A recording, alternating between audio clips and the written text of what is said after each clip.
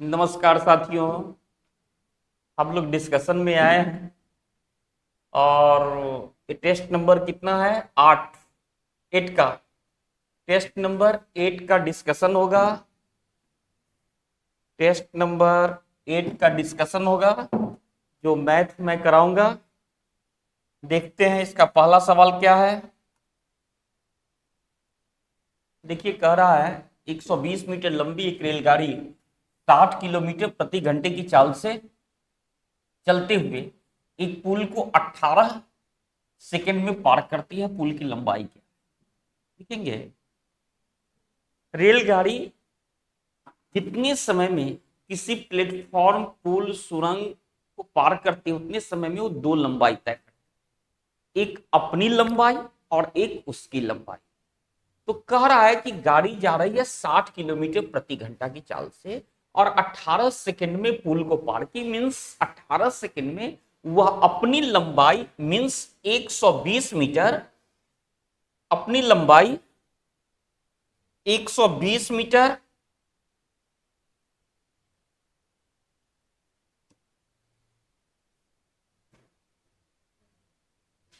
कलम कैसे आएगा?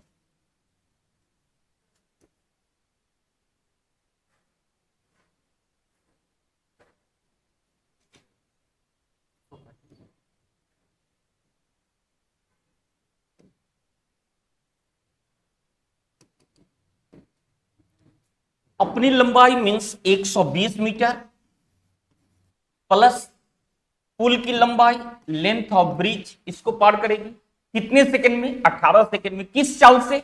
60 किलोमीटर पर आवर से।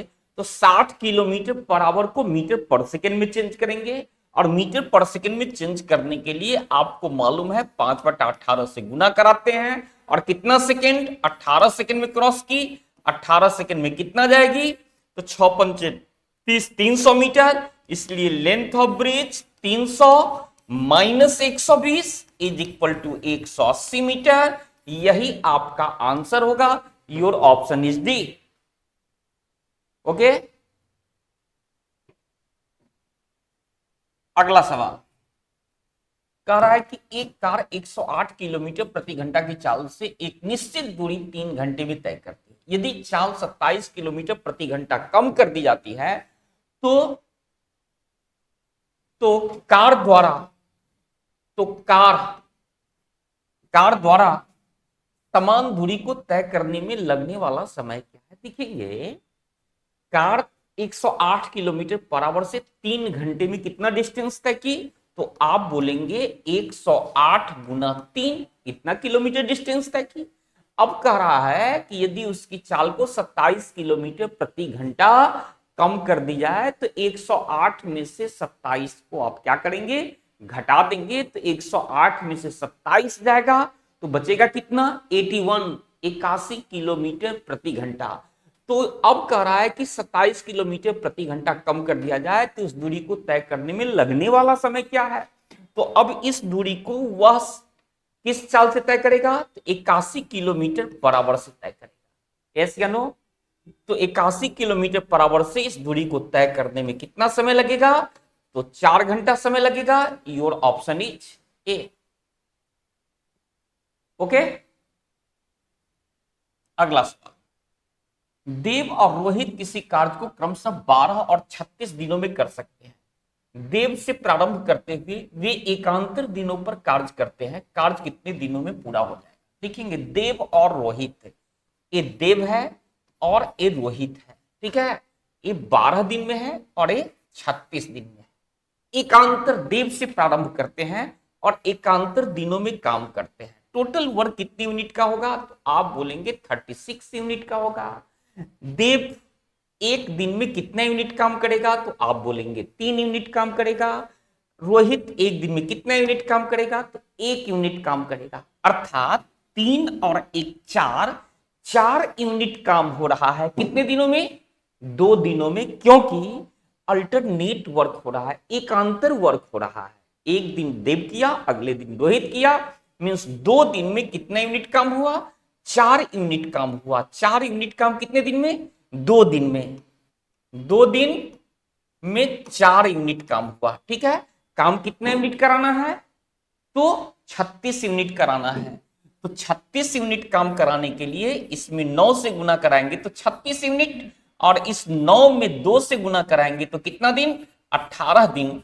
यही आएगा, मींस 9 राउंड काम होगा तो 36 यूनिट काम होगा जो काम है, और 9 राउंड का मतलब हुआ कि 9 बार देव काम किया 9 दिन, और 9 दिन रोहित काम किया, तो काम कुल कितना दिन हो गया, तो 9 गुना 2 18 दिन। योर ऑप्शन इज ए, सही है। अगला सवाल देखते हैं। ए बी से दोगुना कुशल है, ए किसी कार्य को बी की तुलना में 20 दिन कम में पूरा कर सकता है। यदि दोनों साथ मिलकर कार्य करें तो यही कार्य कितने दिनों में पूरा होगा। देखेंगे A and B, A B से दोगुना कार्य कुशल है, मींस बी अगर एक क्षमता के साथ है तो ए का 2 क्षमता होगा, मींस क्षमता का अनुपात कितने का देगा, तो आप बोलेंगे 2:1 का देगा। तो समय का अनुपात कितने का आएगा, तो आपको मालूम है कि क्षमता का विलोम उल्टा समय होता है, अर्थात समय का अनुपात 1:2 होगा।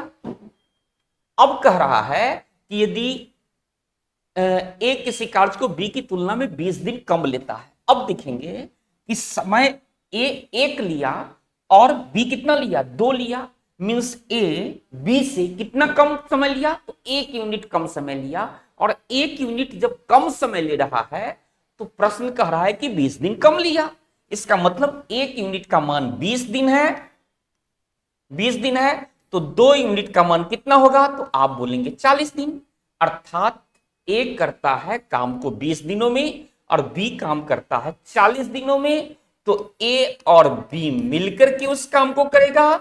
20 गुना 40 बटा 20 प्लस 40 बराबर 800 बटा 60 इज इक्वल टू 40 बटा 3 दिन में। यही इसका आंसर आएगा, 40 बटा 3 दिन। योर ऑप्शन इज ए, सही है। अगला सवाल, एक व्यक्ति की मासिक आय और व्यय का अनुपात 7:3 है। यदि उसका व्यय 5400 रुपए है तो उसकी मासिक आय कितनी।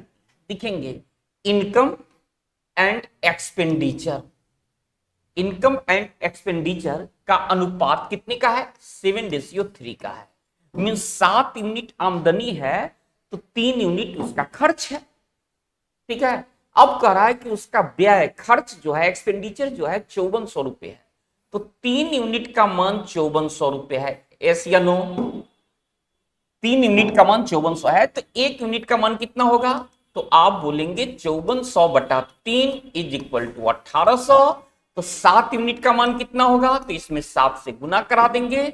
18 गुना 7 126 पर 2 जीरो, मीन्स 12,600 रुपए। यही इसका इनकम होगा और यही इसकी आय होगी। ऑप्शन नंबर 1 सही है।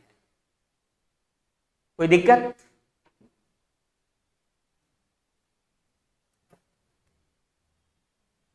इतना इतना और इतना का चतुर्थानुपाती क्या होगा, ए बी सी का चतुर्थानुपाती होता है BC upon A. A B C का चतुर्थानुपाती, fourth proportion is equal to, चतुर्थानुपाती is equal to BC upon A. तो बीसी अपॉन ए होता है, तो बी कितना है, तो 192, सी कितना है 216 और ए कितना है 144। यस या नो। अब ये कितना देगा, 12 से काट देंगे, 12 1 12 छक 72, 12 1 12 1 9 12 8 96, 18 छक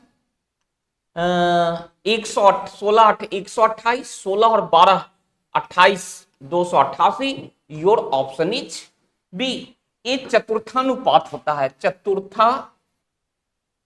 चतुर्थानुपात is equal to BC upon A. कोई दिक्कत, 10,000 रुपए की राशि वार्षिक रूप से चक्रवृद्धि की जाने वाली एक निश्चित ब्याज दर पर 2 वर्षों में 12,100 रुपए हो जाती है। 4 वर्ष बाद यह राशि कितनी होगी? देखेंगे भाई, 10,000 रुपया है। कितना रुपया है? 10,000 रुपये है, जो 2 वर्ष में, जो 2 वर्ष में कितनी होती है? 12,100 रुपये होती है। इससे इसको काट दीजिए तो 100 से 100 121 होता है। कितने साल में? 2 साल में। इसका मतलब है कि एक साल में 10 से कितना होगा? 11 होगा। ऐसे नो, तभी एक साल में 10 से 11 होगा, तभी तो 2 साल में 100 से 121 होगा। 10 का स्क्वायर 100, 11 का स्क्वायर 121। अब यहां से क्या निकला कि 10 का चीज एक साल में 11 हो गया। 10 का चीज एक साल में 11 हो गया। इसका मतलब सीआई कितना दिया? तो आप बोलेंगे सीआई 1 दिया। कितने में 1 दिया? तो 10 में 1 दिया। कितने समय में दिया? 1 साल में दिया। तो रेट नहीं निकाल देंगे, तो यहां से रेट आ जाएगा 1/10 गुना 100 इज इक्वल टू 10%। यस या नो? एक साल का सीआई दे दिया, रेट दे दिया 10%। अब 10% की दर से 4 साल में राशि कितनी हो जाएगी? तो आपको मालूम है कि रेट जब 10% होता है तो 4 साल का सीआई 46.41% होते हैं। आपको सिखाया गया है कैसे होते हैं, ठीक है? तो 4 साल में सीआई जो देगा, 4 साल में सीआई जो देगा, ये आपका आ जाएगा at the rate of 10%। In 4 years CI बराबर आ जाएगा कितना? तो 46.41%। ठीक है? अब कह रहा है कि 4 साल बाद यह राशि कितनी हो जाएगी? तो सीआई 46.41% दे दिया। मूलधन जो भी होगा ऑलवेज 100% होंगे, अंडरस्टूड है, जो भी होगा 100% होगा। तो मिश्रधन कितना हो जाएगा? तो मूलधन प्लस ब्याज, मूलधन 100% और CI 46.41%, then amount will be 146.41%। तो 146.41% आपका मिश्रधन देगा, राशि हो जाएगी कितने रुपए की राशि? 10,000 रुपए की राशि। तो यह राशि कितनी होगी? 10,000 का 146.41 अपॉन 100, इससे कट गया 2 जीरो, मीन्स 14,641 रुपए होगी। यही इसका आंसर होगा, 14,641। Your option is B. सही है? बढ़े। 450 रुपए की धनराशि को 4.5% की वार्षिक साधारण ब्याज दर पर ब्याज के रूप में 81 रुपए अर्जित करने के लिए कितना समय लगेगा? अच्छा, ये टेस्ट का कोई कमेंट वेंट भी है क्या? हाँ, रिकॉर्ड में भी नहीं, इससे पहले वाले में कुछ भी कोई डिमांड? चलिए, 450 रुपए की धनराशि को 4.5% की वार्षिक साधारण ब्याज दर पर ब्याज के रूप में 81 रुपए अर्जित करने के लिए कितना समय लगेगा? अब देखेंगे मूलधन कितना है, तो 450 रुपया, और रेट कितना है? 4.5% की दर से 81 रुपया अर्जित करने के लिए कितना समय देना पड़ेगा? तो निकाल देंगे 81 रुपया ब्याज चाहिए एट द रेट ऑफ 4.5%। कितने पर?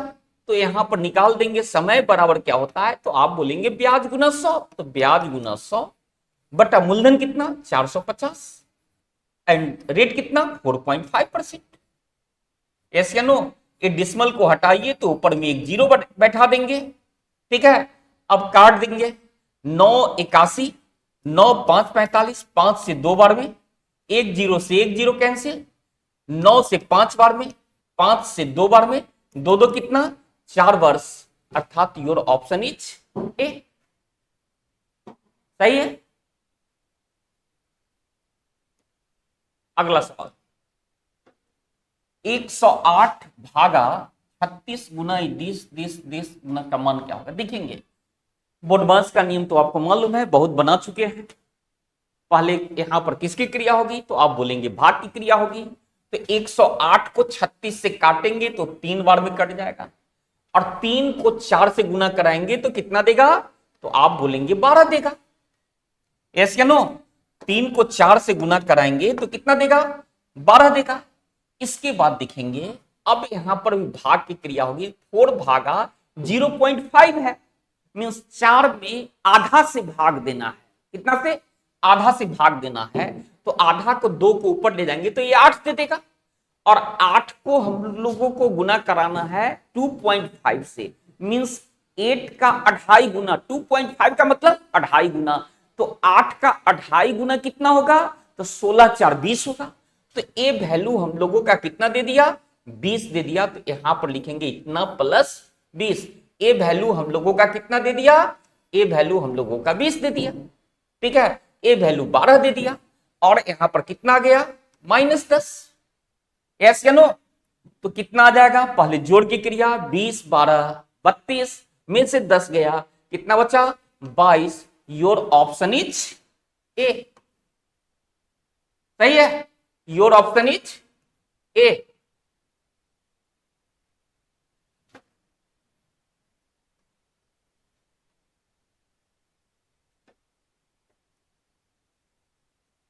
आगे देखेंगे, इसमें सबसे पहले किसकी क्रिया? छोटी कोष्ठ की। अब छोटी कोष्ठ में क्या दिखाई दे रहा है? छोटी कोष्ठ में दिखाई दे रहा है 7 में से 3 गया, कितना? 4, और 4 - 4 इज इक्वल टू 0। ये पूरा मान हमें 0 दे दिया। गौर करेंगे भाई, पूरा मान 0 दे दिया। अब यहां पर देखेंगे भाई, 0 दे दिया।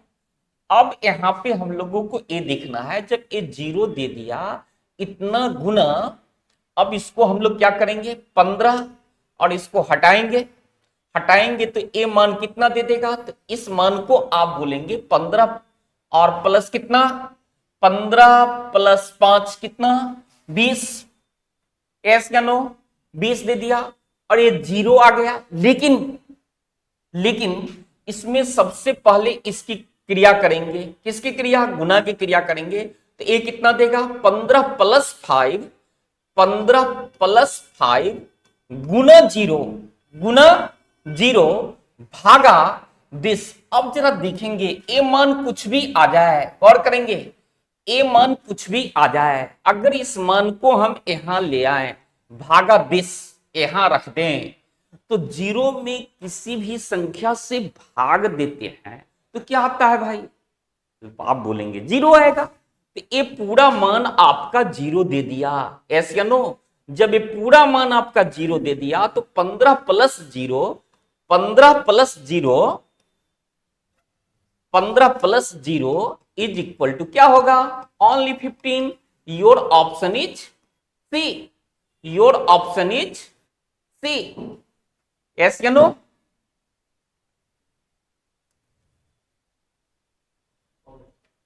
That's all. Thank you.